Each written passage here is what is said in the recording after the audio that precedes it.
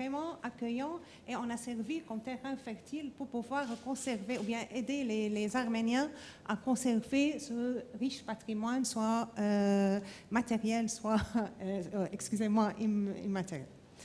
Je commence par une petite citation de Henri Morgenthau, ambassadeur américain auprès de la Porte en 1915, qui témoigne au sujet des Arméniens que lorsque les autorités turques lancèrent les ordres de déportation, elles annonçaient à tout un peuple sa destruction. Ce travail de recherche, intitulé « Les Arméniens du Liban sous mandat français, citoyens à part entière », entre bien sûr 1920 et 1943, s'inscrit dans l'histoire d'un peuple renommé pour sa résilience, qui a réussi à survivre, à échapper à la destruction, à sauver sur le chemin de l'exil un prestigieux patrimoine culturel tant menacé, et à répondre parfaitement aux critères de la citoyenneté libanaise tout en étant préservé de l'assimilation. En outre, ces quelques pages mettent l'accent sur les caractéristiques du régime politique libanais qui, tout en tolérant le développement d'un système d'adaptabilité complet et efficace, a permis aux Arméniens, d'une part, de conserver leurs particularités ethnoculturelles et d'autre part, de se distinguer par une présence remarquable, tant sur le plan socio-économique que sur le plan politique. Au milieu des années 20, le Liban voit l'arrivée massive des premiers réfugiés arméniens. Il devient, pour un grand nombre d'entre eux, un lieu d'asile définitif. Ces rescapés étaient remarquables par leur solidarité. On parle, au dire de Jacques Welres, d'une solidarité ethnique sans rivale au monde. C'est cette solidarité qui se base, comme on l'a déjà dit, sur trois dimensions: la mémoire, la foi et la langue, que la Constitution libanaise de 1926 a su encadrer et préserver sous mandat français. Tout d'abord, en ce qui concerne la mémoire arménienne, avec l'extermination de près d'1,5 million d'Arméniens au cours de la Première Guerre mondiale, les survivants du génocide, confrontés à la destruction, se trouvent réunis par la souffrance. Des sinistrés de différentes régions, de différentes classes sociales, de différents âges, bâtissent une mémoire collective et un noyau de solidarité émergeant du partage de la douleur et de la lutte pour la sauvegarde des vestiges d'une culture déracinée. La mémoire des déportés devient une mémoire spirituelle et vraiment un livre des morts qui s'écrit encore et toujours sans pouvoir se fermer. La foi, également, constitue le ciment entre les réfugiés. Le peuple arménien est un peuple chrétien. De là, c'est à ces églises de porter secours aux rescapés, de leur trouver gîte. Ces rescapés, en majorité enfants, donc on les a aidés par l'établissement des orphelinats, des dispensaires, et bien sûr, essayant de les faire adopter par des familles arméniennes vivant dans les terres d'accueil. Il leur incombe aussi la tâche d'aider survivants à trouver du travail et de les inculquer les bases d'une nouvelle insertion collective. La langue arménienne, à son tour, forme une ligne de défense qui résiste à l'éparpillement et à la dispersion des exilés sur tous les continents. Elle aide à perpétuer le souvenir de la nation exilée en transmettant le flambeau et en renouant les liens entre les survivants qui possèdent cette langue et leurs descendants nés dans les différents pays qui les ont accueillis. Or, quand l'espoir de retour à la patrie mère paraît impossible, avec la conclusion du traité de Lausanne en 1923, la perte de la nationalité devient de plus en plus douloureuse pour les Arméniens. Le 30 août 1924, le traité de Lausanne fut ratifié et par l'arrêté 2825, ont confirmé dans la nationalité libanaise les anciens ressortissants turcs établis sur le territoire du Grand Liban à la date du 30 août 1924. Il y a eu également un autre arrêté en janvier 1925 qui est dans le même sens. Les Arméniens deviennent des citoyens libanais de plein droit. La survie de la spécificité de leur culture semble être liée à la recherche de légitimité continue au sein de l'État libanais. C'est grâce à la Constitution de 1926 qui a instauré un régime politique libéral différent dans son genre au Levant. Jusqu'à présent, on a un système politique qui est tout à fait différent, que la reconstruction de l'Arménie au Liban comme partie intégrante du tissu social libanais à tout niveau est facilitée. Cette constitution reconnaît les droits des minorités religieuses au Liban suivant le principe de la non-discrimination. Elle consacre le chapitre 2 aux droits et devoirs des citoyens libanais. L'énumération condensée des droits individuels rappelle les déclarations qui précèdent certaines constitutions occidentales. Elle vient renforcer l'idée de la suprématie des lois.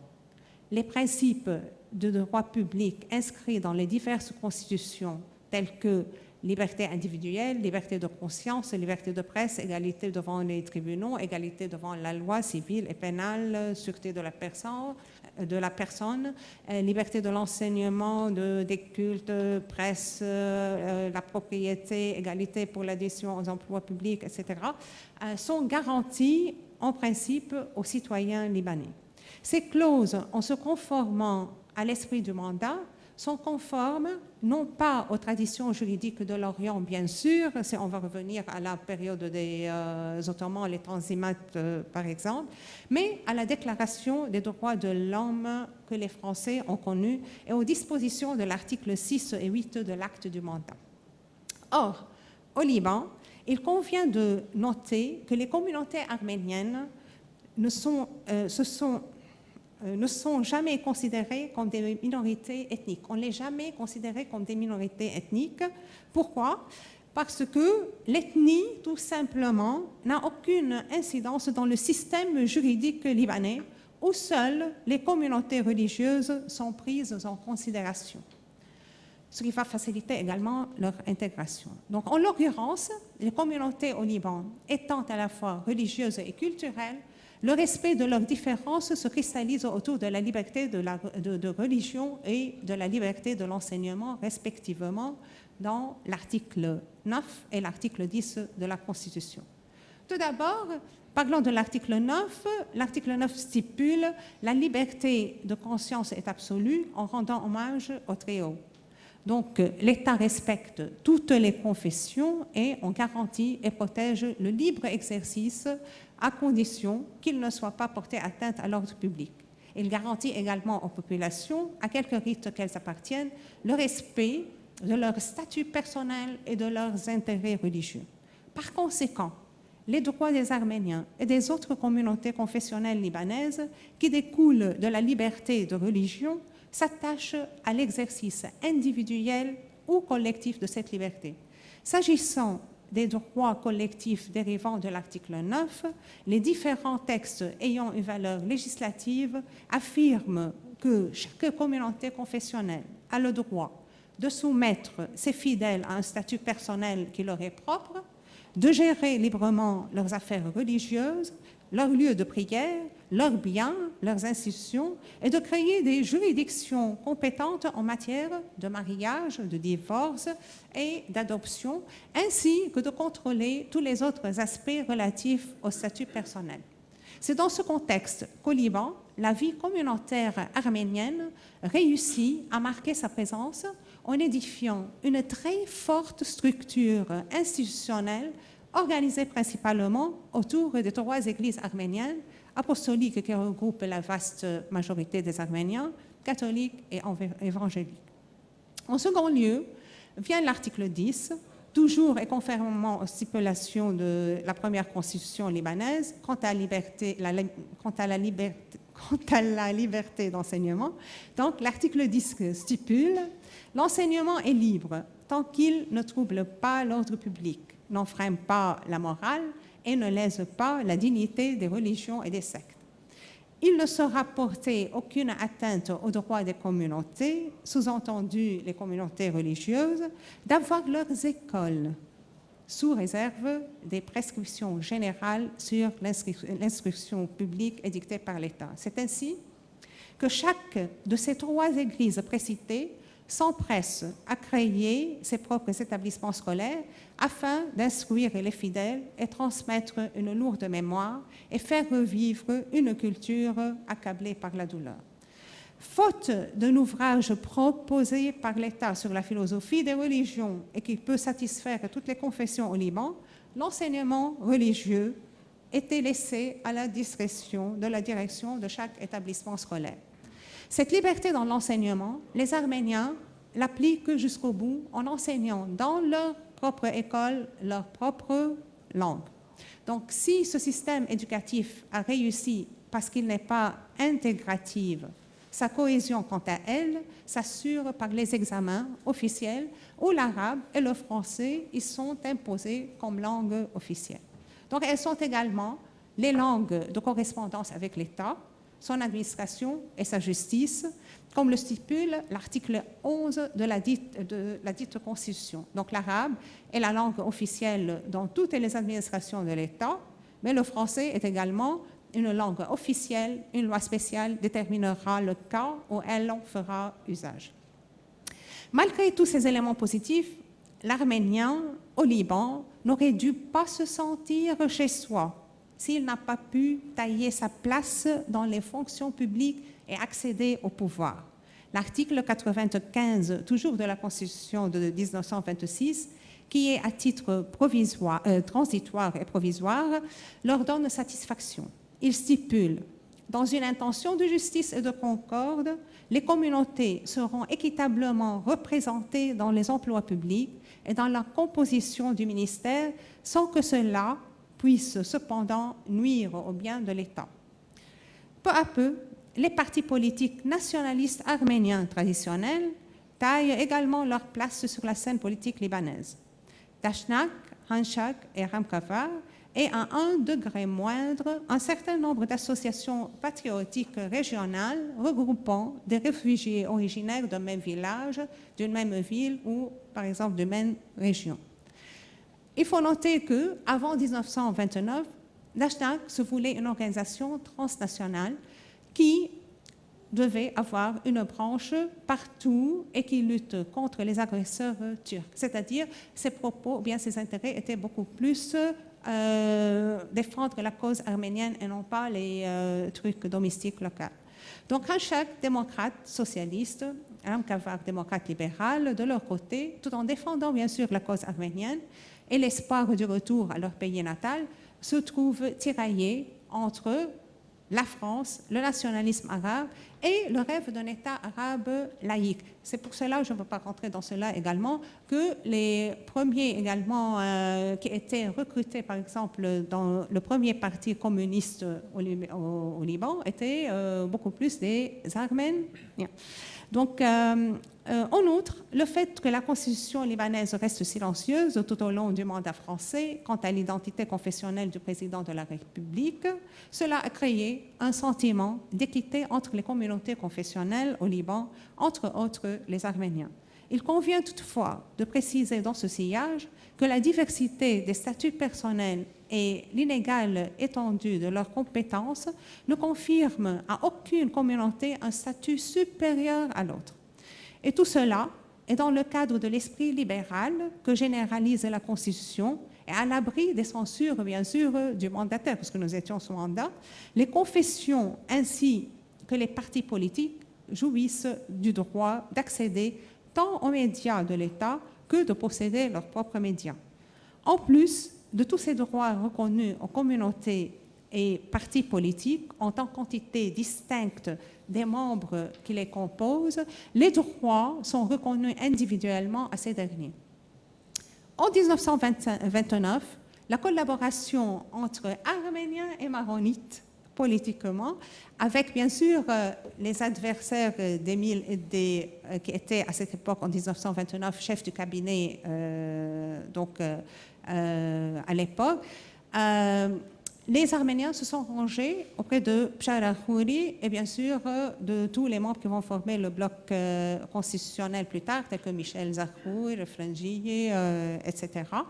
Et amènent le premier représentant de la communauté au Parlement, occupant le siège réservé aux minorités, et non pas à un Arménien, par exemple, de confession donnée. Le premier était Abdallah Ishaq, un Arménien catholique. En 1934, avec l'élection de la troisième chambre des députés, la communauté apostolique déclenche un siège permanent au sein des représentants de la nation libanaise. À partir de cette date, l'union entre les partis politiques arméniens, malheureusement, devient difficile avec l'implication de ces derniers davantage dans la politique locale. Le Dashnak choisit de collaborer avec l'opposition modérée dirigée par Bchar al-Khouri et bien sûr le bloc constitutionnel qui croit en la collaboration islamo-chrétienne, tandis qu'un Chak Eram Kavar s'incline vers Émile Eddé qui défendait à l'époque un Liban à dominance maronite. En 1936, l'arrêté numéro 60 LR du 13 avril avec cet arrêté, la communauté arménienne rejoint les communautés historiques au Liban. Quelles sont les communautés historiques? Vous les connaissez, surtout chez les chrétiens, donc maronites, orthodoxes et bien sûr catholiques. Et chez les Arméniens, c'est les Arméniens donc orthodoxes et Arméniens catholiques, mais malheureusement pas les Arméniens appartenant à l'Église évangélique. C'est pour cela, par exemple, pour un Arménien qui est, par exemple, de cette Église-là, qui veut se présenter ou bien présenter sa candidature au Parlement, il pourra le faire, mais il peut le faire en tant que protestant et non pas en tant qu'Arménien, par exemple, comme les autres. Donc c'est ainsi, OK. Cependant, par exemple, en 1939, le gouvernement turc jugea le moment opportun pour l'annexion de Sanjok d'Alexandrette, qui fut la somme que la France avait à payer pour alliance avec la Turquie devant l'ampleur des menaces de Hitler. Donc c'est pour cela une nouvelle vague de réfugiés vont quitter le Sanjok pour venir s'établir au Liban.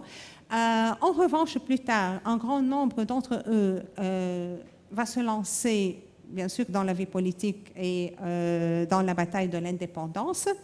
Et bien sûr, ils vont contribuer vigoureusement à la grande entente nationale en 1943 et la reconstruction et le développement du Liban indépendant. Donc juste pour conclure, je conclus en disant qu'au Liban, où les différences sont maintenues et entretenues, l'arménien est un citoyen à part entière et la communauté arménienne est préservée de l'assimilation. De là, aujourd'hui, on parle d'une culture propre à eux.